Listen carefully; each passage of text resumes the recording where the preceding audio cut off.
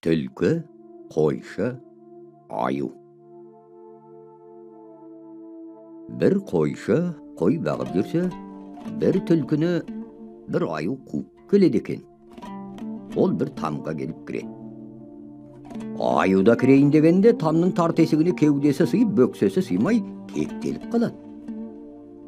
Түлкі тамның бір кішкентай тесігінен жалт етіп шығып, айналып тесікке келеді да, тесіктен не әрі кетпей, не қайта шыға алмай, ілініп жатқан аюдың артынан келіп мазақтап, аюға сарып кетеді.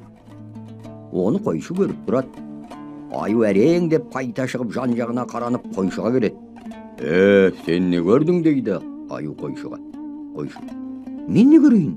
Bir аюға бір түлкі сарып кетті, соны ғана көрдім дейді. Аю ашуланып: егер де осыны біреуге айтсаң, сен жеп қоямын дейді. Қойшы: ойбай, ендеше айтпаймын дейді. Жарай, әйтеуір айтсаң өлесің деп аю кетіп қалады. Кешке ауылға келген соң қойшы мұны ауылдағыларға айтады. Ауылдағы бала шаға мұны өлең қылып айтып ойнап жүреді.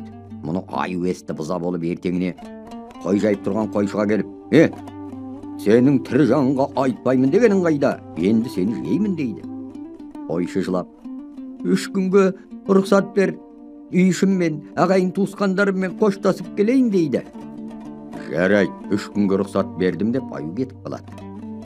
Қойшы далада жылап отырса, түлкі келеді.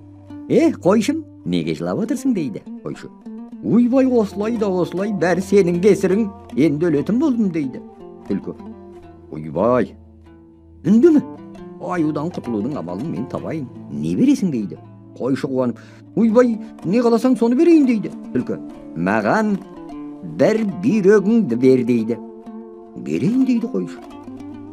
Түлкі айтады: ауылыңа бар да, бір үлкен қап әкел. Аю келгенде, анау жерде шаңды бұрқыратып мен жүрейін. Аю сұрар: анау не деп? Сонда сен: ол ханның баласы, қатыны аюдың жүрегіне жерік болып соны іздеп жүрді. Аю қорқып: ойбай, ендеше мені жасыр, қайда тығыламын дер. Сонда сен: мына үлкен қапқа тығыл деп, қапқа тығып, қаптың аузын мықтап байла да шоқпармен ұрып өлтір. Екеуі осыған уәделеседі. Түлкі кетеді. Келем деген күні аю келеді. Аю қойшымен сөйлесіп, енді жеймін деп тұрғанда алыстан бұрқылдаған шаңды көреді. Қойшы, анау не деп сұрайды аю. Қойшы: ол ханның баласы, қатыны аюдың жүрегіне жерік болып соны іздеп жүр дейді. Ойбай, қойшы, мені жасыра көр, қайда тығылам деп аю сасады. Қойшы: ендеше мұнда тығыла қой деп аюды қапқа тығып, қаптың аузын шалбармен мықтап, буатты шоқпармен ұрып өлтіреді. Енді түлкі келіп күліп: енді бүйрегіңді бер дейді қойшыға. Қойшы қипақтап, жыламсырап, белбеуін шешеді. Белбеуін шешкенде қойшының іші шұрылдайды. Түлкі құлағын тіге қойып: о не қыңсылаған дейді. Сол арада қойшы: түнегіңді бір тазының күшігін жұтып едім, сол енді үлкен тазы болып, ішімнен шығайын деп қыңсылап жатыр дейді. Түлкі қорқып: ойбай қойшы, ендеше дос болайық, тазы шығып кетпесін, мен қашайын деп қаша жөнеліпті.